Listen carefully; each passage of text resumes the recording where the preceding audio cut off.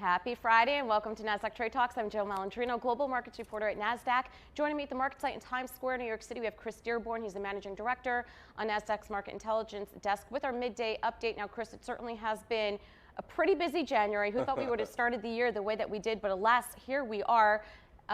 Markets really kind of taking it on the chin today. Trading volumes have been great to start January, although because of this coronavirus epic, you've had a downward spin to the volumes across the board. We're trailing a little bit from last January. Remember, last January, the markets were on a fire following the December Christmas sell-off in December 2018.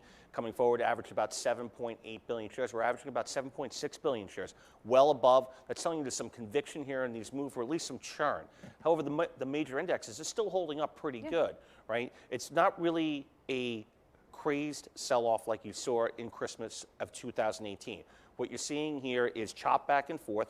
Look at this week alone, right? Even though we're ending on a down moment here today, the major indexes are relatively, the S&P is flat, the Dow is down about 0.6%, but the Nasdaq and the Nasdaq 100 are all up for the month. So it's a mixed bag. The Russell's also down a little bit. It's a mixed bag. What you're seeing here is churn and chop, and then on top of that, you've got earnings. Earnings have been a bright spot for a lot of companies, a low point for some other ones. So again, you're getting alpha captured into that. Amazon, Microsoft, all making all-time highs. You know, you've got 4 companies now listed on Nasdaq with a market cap of over $1 trillion.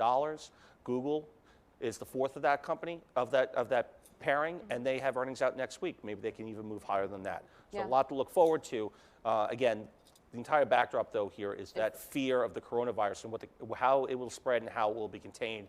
And we'll get more of that over the next probably 2 months or so of how that actually gets put back into the market. But outside of the coronavirus, fundamentally, nothing has changed from 2 weeks ago before this came out until where we are right now. But I want to pull up our chart here. This is a SOX Index, a semiconductor index. Clearly, these companies have the exposure to China. And clearly, we're seeing it in terms of how they're trading today. Absolutely. So the SOX indicator is a leading index, especially if you're looking at the Nasdaq 100 composite. It's all the big heavyweights, Intel, and all the other ones that have exposure there, but also significant business here, not only in the U.S., but globally. And what you're looking here, this index has led. And it's led not only across with the S&P, with the S&P 500 Infotech Center, which is Infotech Index, which is the GIX1 code. But what you're looking at here is that leadership starting to falter. And we're getting a retest here of this 50-day moving average. That's a near-term moving average rolling, and at 1815, we're starting to see some leakage. So you can see where we're pointed out here on the far right-hand side. We're actually trading a little bit below that right now. Can this index hold up here and start to regain? We'll see. If you look at the chart, it's tested this moving average multiple times, basing out, consolidating before breaking out higher. Is this another consolidation move based on a macro fear item?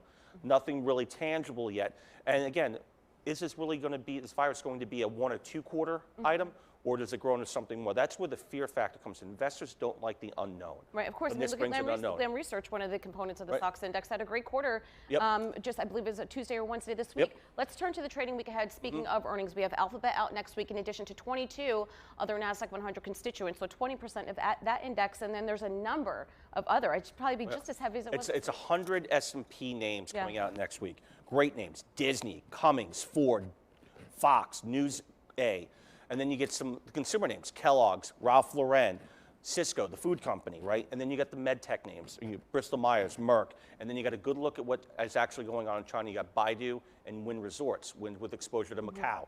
So that's going to be interesting calls. If you see what the news cycle's doing lately, a lot of the conversation has been based around the coronavirus. Here are some companies that with direct exposure in there telling you their thoughts and how it's impacting the company for what they're doing right now, what their future prospects are going to be, and what they think of what could happen there. So some good stuff there that should set the tone for next week. But then on Friday, we have non-farm payroll. Right, so it's another big one too. And we've already seen what's happened to Wynn and the other travel and leisure stocks that they've certainly gotten hit. And I think, you know, another reason too that it's been spooked, and we sort of saw this in midday action, you have 3 major airlines that are not, within the next week, if United, American, and Delta are not flying back and forth to China.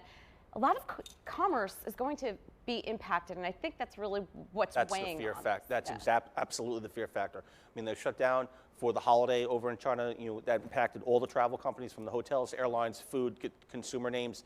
And what is that going to mean for the next Q2? Again, it's only a blip.